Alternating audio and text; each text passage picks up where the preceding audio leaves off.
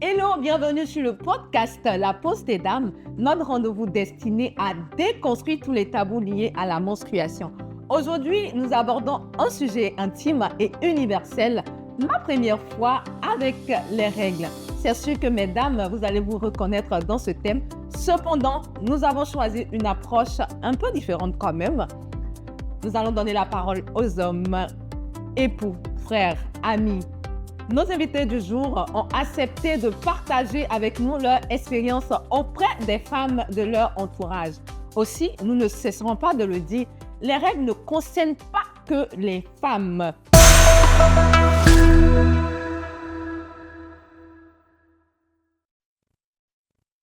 Aujourd'hui, nous avons le plaisir de recevoir deux gentlemen. J'ai nommé Messieurs Conny et Monsieur Ajavon. Messieurs, vous me permettez de vous tutoyer pour qu'on soit plus détendu, j'espère? Oui, bien sûr, voici. Ok, ça marche. Alors, le thème, c'est ma première fois avec les règles. À quoi ce thème vous fait penser? Vous avez déjà eu des premières fois avec les règles, messieurs? Bon, Nick, là, quel dur. Ah, la patate chaude, hein? Là, tu l'as balancée. Hein? Pour dire, la première fois, quand on parle de règles, ça fait intimité. Pour les femmes, ça fait, pour moi, la première fois, c'était un peu de douleur aussi parce que la personne avec qui j'étais, voilà, on souffrait un peu. Donc, je veux dire, souffrance un peu, intimité, souffrance, et puis peut-être crainte pour moi. Ok, un peu de peur, j'avoue. Ouais. Parce qu'on ne sait pas trop ce que c'est. Elvio, tu ne vas pas échapper la première fois avec les règles. Première fois avec les règles. Si je me souviens bien, avec ma soeur ou ma mère, j'ai pas eu jamais su. Mais c'est avec une de nos cousines qui était de passage à la maison, qui après son bain, puisque après elle, je devais passer dans la douche, elle a laissé sa Ah, serviette. sur le lavabo et j'ai vu. Et qu'est-ce qui s'est passé? Il paraît que tu es rentré dans une colère noire. Ça m'a choqué. Comme un bon homme noir. Comment tu peux faire ce genre de choses? Tu vas gâter ma journée. Oh là là là là là là là. Voilà. Donc, c'était un peu ça ma première fois. Mais selon toi, elle gâtait ta journée comment? C'est parce que c'était du sang? C'est parce que je suis convaincue que ce n'est pas réellement le sang que tu as vu, mais juste le sachet d'emballage. Non, il y avait... Oui, la serviette dedans. Non, pas le ça. C'était la serviette, mais puis déjà, il y avait... Utilisée. Ah, ok. Plier. Mais j'ai vu avec le sang dedans et tout. Bon, en fait, de ce que nous entendons, c'est que les règles, c'est sale. Ok. C'est une mauvaise... On vous le concède, n'est-ce pas? On vous le concède, messieurs. Ça a une mauvaise odeur. Et en plus, pour un homme, c'est pas bon d'être en contact, même genre visuel, avec le sang. Le sang des règles. Donc, c'est un peu ça. Est-ce que tu partages son avis sur la question de... Bon, oui, c'est son avis, on respecte son avis, on ne met pas son expérience, son vécu, et puis ce qu'il a pu entendre. Voilà. Moi, à mon niveau, ça n'a pas vraiment été tel que le dit. Voilà, parce que pour moi, c'était pas tabou. Ok, Mon épouse, c'est pas tabou. Ok. Voilà, et pour dire, voir les règles et autres, c'est pas vraiment quelque chose de mystérieux, à couvrir, ou bien à mystifier, en fait. Ok. Voilà, donc, moi, je n'avais pas en fait cette appréhension-là là-dessus. Ok. Donc, ça va. De ce que je peux comprendre, cette première fois, ça a été véritablement avec ton épouse. Donc, c'est vraiment dans ce cadre-là que tu as connu véritablement ce que c'est. Mais bon, j'ai aussi vécu avec des nièces, mais elle, c'était plutôt caché, on va dire. Ouais. Voilà, c'était pas exposé. J'entendais parler. Quoi de plus normal, hein, c'est dans... confronter la chose, voir ça tout de suite là, ou bien être en contact direct avec elle. Avec elle. C'est avec mon épouse que j'ai vraiment côtoyer la chose et puis vécu une expérience qu'elle avait. Mais de façon générale, pour vous, les règles, c'est quoi? Quand on parle de règles, à quoi... Quand on parle de règles, qu'est-ce que ça vous évoque tout de suite? Bon, avant de connaître l'initiative La Pause des Dames. Ah bon, on fait du bien aux gens, hein? Avant, pour moi, les règles, c'était...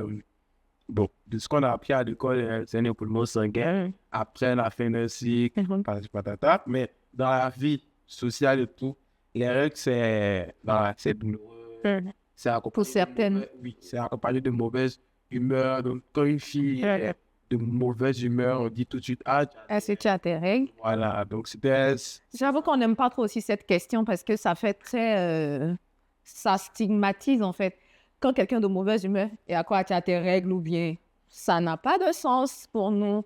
Parce que il y a 10 000 raisons qui peuvent mettre quelqu'un de mauvaise humeur, mais je comprends ton point. On le dit généralement parce que c'est sur le vécu, en fait. Parce qu'on s'est rendu compte que sur 90% des filles, ça changeait d'humeur lorsqu'elles avaient les règles. Voilà, donc c'est parti d'un constat. Et normalement, ça ne devait pas... Ça ne devait pas être le cas. Voilà, ne vous sentez pas peut-être marginalisé ou stigmatisé là-dessus. Voilà, c'est juste un constat qu'on fait et voilà, on passe dessus. En tout cas, de ce que je peux comprendre, c'est que c'est toujours dans la cellule familiale que nos invités sur le plateau ont pu être côtoyés véritablement les règles de façon très, très, très, très proche. Et c'est là qu'il y a le... je ne sais pas comment je vais appeler ça, mais c'est-à-dire que les jeunes dames ne sont pas préparées, mais en même temps, on se rend compte que c'est dans la même cellule familiale que l'information, en fait, sort pour la première fois. Mais pour Connie, par exemple, c'est vraiment dans la relation de mariage avec son épouse qu'il a pu côtoyer. On se rend compte que c'est vraiment dans la cellule familiale. Ça, c'est bon à noter parce que nous sommes dans une dynamique de sensibilisation et on ne va pas cesser de le dire. La famille, la mère, les sœurs sont les premières personnes qui doivent parler de règles à leur petite fille. C'est de là que ça doit partir. Ça ne doit pas venir du dehors. Voilà, c'était la petite parenthèse. Et en termes d'accompagnement, est-ce que, par exemple, toi, ta petite chérie, ta copine, ta fiancée, est-ce que quand elle a ses règles, tu sais déjà tout de suite qu'elle a ses règles ou bien comment vous faites pour savoir que madame a ses règles? Ou bien il y a des codes, ou bien c'est quel topo? Je ne sais pas, expliquez-nous un peu, on veut savoir. Non, par exemple, pour moi, il y a déjà la lettre de la venue des Anglais. OK. On annonce déjà les Anglais. Et quand ils sont là, généralement, on n'est pas sur toutes les bonnes annonces. OK. Voilà, d'accord. Il y a aussi l'apparition de sachets tampons. OK. Que tu vas peut-être avoir apparaître dans le placard, qui n'était pas là peut-être 10 jours avant, mais voilà, tu vas avoir le sachet qui prennent. Voilà. OK, le sachet apparaît de nulle part. De nulle part, voilà, il est là. Donc, parmi ça, mais aussi, il y a aussi des signaux corporels. Voilà, il y a, on va dire, des boutons un peu comme quand les lunes sont sur le visage. Ouais. Voilà, elle, ça apparaît à quelques endroits. Du coup, quand ça commence à venir, voilà, je sens que... Tu commences à préparer ton moral pour dire que... OK. OK. Oui. Bon, de ce qu'il dit... De ce qu'il dit comment? Et de ce que toi-même tu dis. Je vais compléter. Je vais compléter. Déjà, c'est pas tabou dans le couple. Oui. Si tu es avec quelqu'un, c'est la base, quoi, de connaître. Le cycle, ouais, naturellement. C'est la base. Parce que ce que nous, on ne peut pas reconnaître, c'est que c'est vraiment une période souvent difficile pour... Ouais. Merci de le noter. Voilà. On ne prend pas ça. Comme je le disais, la définition qu'on a, c'est celle qu'on a reçue de façon académique. Socialement, celle qu'on a prise. Mais avec la pause des termes, c'est que le résumé que je fais, les règles, c'est le début de la vie. Parce que quand une femme n'a pas son signe bien, elle n'est pas bien dans sa tête. Elle a plein d'autres problèmes qui viennent. Donc, du coup, dans cette période, quand elle a cette période-là, tu sais, parce que, voilà, tu sais que c'est compliqué, tu sais que, voilà. Parce que nous, ça nous permet de comprendre. Parce que moi, par exemple, j'ai mes règles, mes collègues, ils le savent, je ne vais pas venir me cacher comme si j'avais volé. Je ne vais pas aussi venir crier que, venez, j'ai mes règles, non. Mais je vais aller me changer tranquillement. Je vais avoir malheur pour quelqu'un m'a demandé, tu as quoi? Ah, mes règles sont là, donc j'ai un peu mal au ventre. Bon, ils sont habitués maintenant. Ils font avec. Ouais. Donc, ce sport, il faut dire que ça dépend, en fait. Ça dépend de l'environnement de l'entreprise, des connexions qu'on a avec ses... Ouais, c'est vrai. Donc, vraiment, ça dépend. Voilà. Je peux être dans l'environnement, par exemple, moi, je suis dans un environnement où c'est open, c'est soft, en fait. Donc, mes collègues filles, elles n'ont vraiment pas de gêne à en parler. Voilà, il y a une fois, il y a une qui, je crois qu'elle partait changer sa couche. Et changer sa serviette, sa couche. C'est comme ça qu'elle a dit, en fait. C'est comme ça qu'elle a dit ça comme ça. D'accord. Et moi... On va s'éduquer. C'est comme ça j'ai entendu le truc. Ok. Et après, tu lui demandais, toi, tu pas où? Et elle a dit, je suis ma couche. Ok. Donc, ça a fait ting dans ma tête. Ah, elle a des couches, celle-là. Ok. Donc, voilà, pour dire que voilà, ça dépend de l'environnement et de ce qu'on a avec les collègues. Mais dans l'ensemble, je me dis, ça ne devrait pas vraiment gêner. Voilà, mais maintenant aussi, notre environnement général africain, voilà, fait que c'est un sujet qui est à 80-90% tabou, en fait. Donc, généralement, les gens n'en parlent pas aussi facilement. Ça peut arriver que dans l'entreprise, ça peut être tabou. Ouais, j'avoue. Et surtout avec des questions de harcèlement et de respect de la vie privée d'autrui, je pense que c'est des sujets qui peuvent être très, très, très sensibles. Alors, dans tout ce qui est comme intimité, oui, on va faire ce pas-là.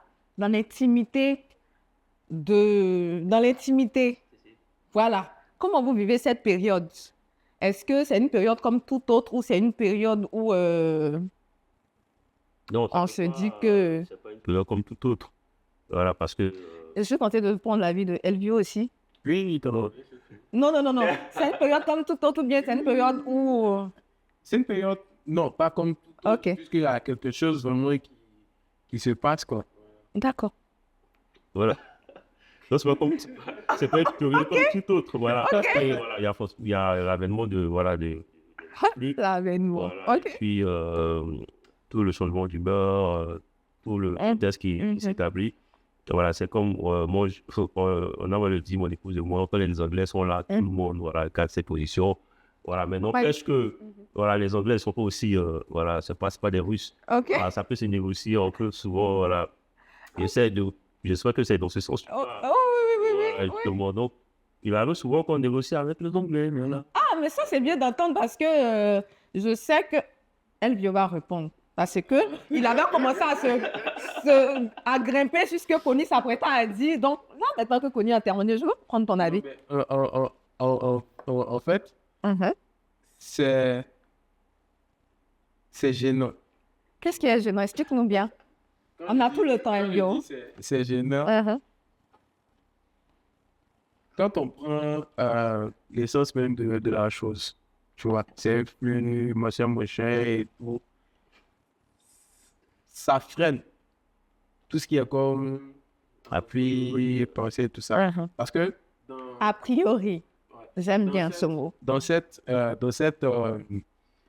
période-là, la personne est plus focalisée sur quand est-ce que ça va finir et tout, c'est fatigant, tu dois te changer à chaque moment. Si par exemple, elle a bu quelque chose, elle est allée au restaurant, elle a oublié quelque chose de sucré, ça augmente le flux. Dans tout ce mélange, donc en fait, c'est un peu compliqué. C'est compliqué. Voilà, c'est un peu compliqué. Donc, de ce que moi je retiens, c'est que toi, dans cette période, c'est non négociable.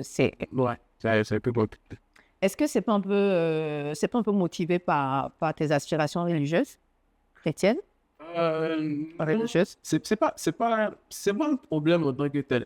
Parce que de mes lectures, de mes recherches, il n'y a aucun problème à ça. Okay. Je sais que dans la religion, bon, pas dans la religion africaine, mais dans nos pratiques ancestrales, on dit non, quand une femme est comme si, il ne faut pas t'approcher d'elle et tout. Oui, je pense que c'est dit dans la Bible aussi. Moi, je suis chrétienne, mais ok. Soit que ça soit quelque chose qui est vraiment que l'Église repousse, quoi. Ok. En fait, c'est écrit dans la Bible, mais après, comme on le dit, c'est une situation qui est vécue de façon particulière par chaque couple, par chaque personne.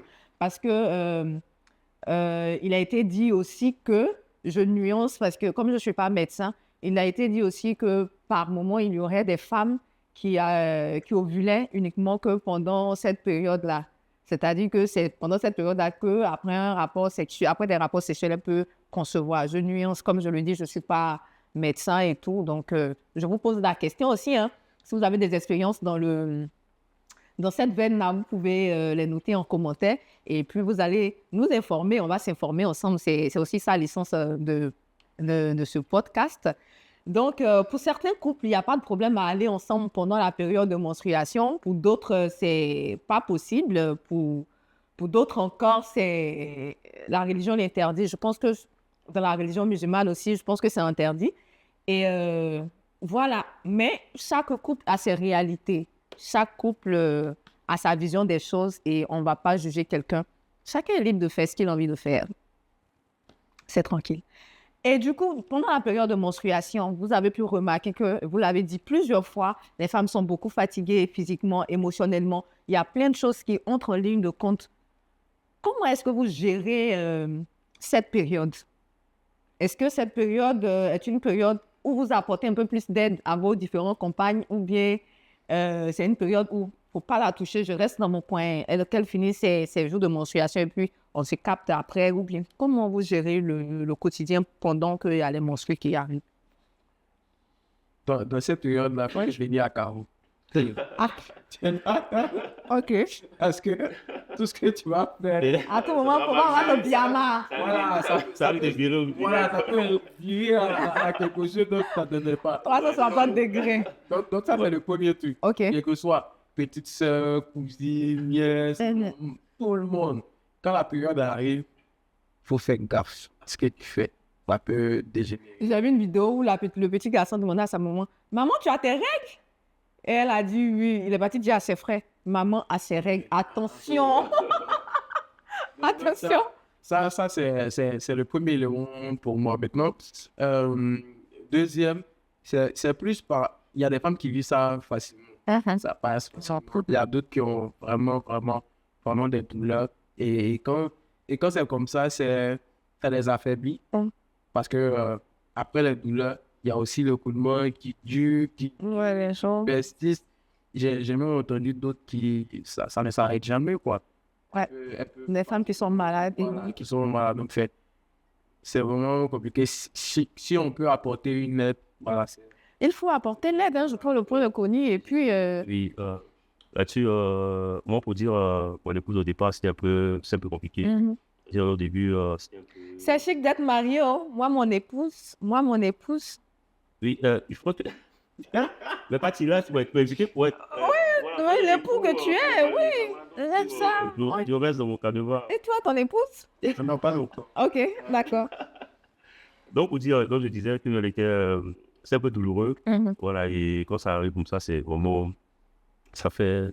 Tu vois vraiment la personne souffrir. Ouais. Voilà, et c'est assez compliqué, voilà, de voir l'être là... D'être aimé. En train de souffler. Et ce que tu peux faire en tant qu'homme, tu le fais. Qu'est-ce que tu fais, Connie? Qu'est-ce que tu fais concrètement? Je proposais, par exemple, des comprimés, de médicaments que je peut-être checker sur le web pour voir si ça pourrait aider, ne pas se dire non ici. Mais avec elle, il y a un certain nombre de médicaments qui ne passaient pas. Donc, voilà. Ça ne servait pas réellement. Donc, je faisais que disponible, en fait, pour faire ci, pour faire ça. Peut-être... Pour essayer de soulager. Pour essayer de soulager, pour ne pas que fournir des efforts qui pourraient peut-être... plus l'épuiser. Voilà, l'épuiser ou aggraver en fait son état. Donc, j'aidais juste à faire certaines tâches. Ouais, ça, c'est important. Hein? Voilà, juste ça. Ça, c'est important. Alors, vous allez nous dire en commentaire également comment vous faites pour aider, messieurs. Aujourd'hui, là, c'est avec vous. C'est de vous qu'on parle. C'est de vous qu'il s'agit. Qu'est-ce que vous faites pour aider vos femmes, vos épouses, vos sœurs pendant qu'elles ont leur menstrues et surtout pour celles qui ont les règles douloureuses? Comment vous les aidez? C'est important. Il faut les aider. Il faut les aider. Il y a plusieurs actes que vous pouvez poser pour les soulager. Une serviette chaude sur le bas-ventre, une serviette chaude sur le bas du dos, des chocolats noirs, une bouillotte chauffée. Il y a vraiment... Soyez un peu plus doux pendant cette période. Ne nous fuyez pas pendant la période des menstrues. Ne nous fuyez pas. Merci beaucoup. Oui. Ne nous fuyez pas. Avez-vous des repères, des codes et tout ça? On a parlé du fait que pendant et tout ça. Maintenant, quand ça a fini, est-ce qu'il y a encore il y a des codes? Est-ce qu'on vient vous dire, c'est fini, hein, tu peux venir maintenant? Ou bien, comment ça se passe? Quand c'est fini, comment on répond le quotidien? Généralement, comme on sait quand les Anglais, quand ils sont là, on connaît leur séjour, en fait. Donc, le séjour, vous connaissez la durée du séjour. OK. Les Anglais, donc, quand ils passent, généralement, on check juste pour voir si on demande une seconde, est-ce que ça peut, on peut passer à la normale. Hello. Non, mais comme Connie le dit. Comme Connie le dit, OK. En fait, c'est du naturel. Quand il y a une période difficile, et qu'il n'y a pas de période difficile, ça se sait, ça se sort, voilà, comme c'est vite. OK, d'accord. C'est bien de... Effectivement, c'est tellement naturel. Les règles, c'est pas tabou, c'est normal. C'est tellement naturel que pour quelqu'un dans l'intimité, on peut le savoir, même au niveau de la famille, par rapport à l'humeur de la personne, par rapport à sa manière même d'être. Parce qu'il y a des femmes que les règles maltraitent vraiment. C'est-à-dire, pendant ces 5 jours de menstrues, tu ne peux pas la regarder. Elle est méconnaissable. Donc, mesdames, je profite encore pour vous dire, si vous avez des douleurs de règles qui sont tellement fortes que vous n'arrivez même pas à sortir de chez vous pendant ces moments-là, allez-y à l'hôpital, pardonnez. Allez-y consulter un gynécologue, un médecin, un agent de la santé pour être situé. Parce que les règles ne sont pas censées faire mal au point de ne pas pouvoir sortir de chez soi. Merci, hein? Merci, allez-y à l'hôpital. Quel est votre regard? Parce qu'aujourd'hui, nous, on est ravis parce que vous avez accepté de venir parler avec nous à cœur ouvert et franchement, on est ravis. Mais qu'est-ce que vous pensez de la sensibilisation, au niveau des hommes? Vous êtes des hommes, vous allez nous dire comment on peut amener les hommes à plus s'intéresser à la question pour que dans leur couple, dans leur foyer, avec leurs enfants et tout, ils puissent véritablement aider. Moi, par exemple, mon père, il était, quand j'avais mes menstrues, parce que j'avais les règles douloureuses quand j'étais au lycée, et par moment, quand ça n'allait pas, il arrivait à le savoir. Il me demande, c'est venu. Quand je dis oui, par exemple, il donne l'argent à mon petit frère, qui va m'acheter des serviettes, et voilà, il va prendre des médicaments pour moi et tout. Mais c'est parce que, je fais coucou à mon papa, désolé, c'est parce que c'est quelqu'un qui était vraiment attentionné et qui pouvait savoir que là, maintenant, ça ne va pas, elle a commencé à se plaindre de douleur et tout. Donc, pour participer vraiment à la sensibilisation, comment on doit vous prendre nos jeunes frères, les hommes, comment vous pensez on peut vous toucher véritablement pour que vous puissiez être plus attentif à... Bon, là-dessus, moi, je dirais qu'il faut accentuer la sensibilisation. C'est-à-dire qu'il ne faudrait pas que ce soit un sujet qui reste tabou dans les familles, qui reste tabou dans les différents environnements dans lesquels les hommes se trouvent. En plus, on parle. Il faut que ce soit un sujet qui passe, on va dire, aux yeux des hommes quasiment tout le temps, pour que ils puissent s'intégrer réellement dans leur conception des choses. Ça va aider, en fait, à ce qu'ils puissent réellement s'intéresser à la question et puis être des supports réels pour soit leur soeur, leur épouse ou bien leurs amis. Même leurs filles, non? Même leurs filles, plus pour leurs filles. Ouais.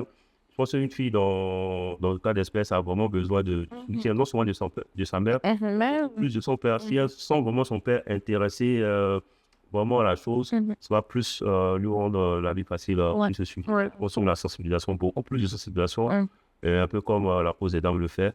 Voilà, pour en parler sur tous les canaux, TikTok et autres, pour que les gens puissent vraiment comprendre que c'est quelque chose qui est naturel, qui est normal et qui arrive aux dames pratiquement tous les mois. Et ça, à penser que c'est, on va dire, 30 ans de leur vie minimum. Ouais.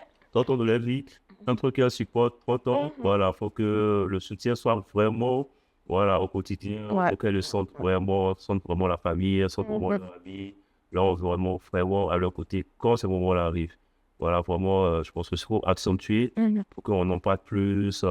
Et voilà, je pense que les hommes, nous, plus on entend parler de quelque chose, on s'intéresse. Voilà, on intègre même. Voilà, on intègre plus facilement. Je pense qu'en le faisant, ça va aider en fait. OK. Donc, Comme Connu l'a dit. Ah, Connu la référence.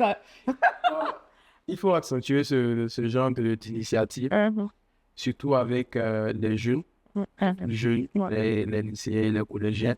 Parce que dans cet environnement, c'est là que la première fois arrive. Très souvent. C'est généralement pas facile, les jeunes filles. Et si les jeunes hommes rajoutent avec les motories, taquiner, c'est vraiment compliqué pour eux. Donc, arriver à ce niveau-là, à parler aux jeunes, à comprendre que c'est quelque chose qu'elles vivent peut-être mal. Bien sûr. Surtout à cet âge-là. Voilà, elles vivent mal et il ne faudrait pas en rajouter. Je pense qu'avec l'âge, les hommes prennent plus, ils considèrent plus ça parce qu'ils voient que c'est pas... c'est pas des fêtes de leur fête en fait. C'est pas de leur fête. De naturel.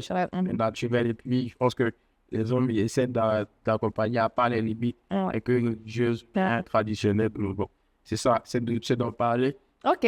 D'en parler, puis bon, voilà. Ok. Un cas pratique, vous êtes dans la rue, vous êtes par exemple au bureau, vous êtes en train de partir quelque part et vous voyez une jeune femme qui est en train de passer et qui s'est tachée. Tout de suite, quelle sera votre réaction? Ce sera de l'interpeller. On lui dit, mademoiselle, madame, s'il vous plaît, voilà, vous l'arrêtez net, pour ne pas qu'elle aille plus loin que là où on est. Voilà, lui faire savoir que voilà, il y a un petit souci, pas moins de sens en tant que tel, voilà, que voilà, elle s'est cachée. Voilà, essayer de couvrir ça. Ok. Ça, c'est gentil. Pareil. Je pense qu'il y a un moment là, vous êtes sali. Automatiquement que voilà, c'est un peu compliqué. Puis bon, on essaie de trouver. Voilà, ok, ça c'est gentil. Hein.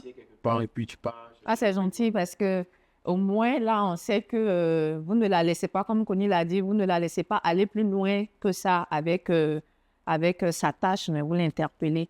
Et pour terminer, sur notre plateau, quand on vient, on a une phrase fétiche qu'on répète. Hein. Nous, on vous dit merci déjà. Ça fait plaisir. Merci pour cet échange à cœur ouvert. Ouais. Merci pour les topos, les détails. Merci d'être venu. On va répéter ensemble et vous allez répéter après moi. D'accord. Les règles, c'est pas tabou. On regarde la caméra ensemble et on répète. Les règles, c'est pas tabou. Merci de nous avoir écoutés. Restez connectés sur nos canaux. Si vous souhaitez passer sur notre podcast, laissez-nous juste un mail à l'adresse suivante, laposedesdames@gmail.com et restez connectés pour suivre le prochain épisode du podcast La Pause des Dames. Merci. Bye bye. Ciao, allez.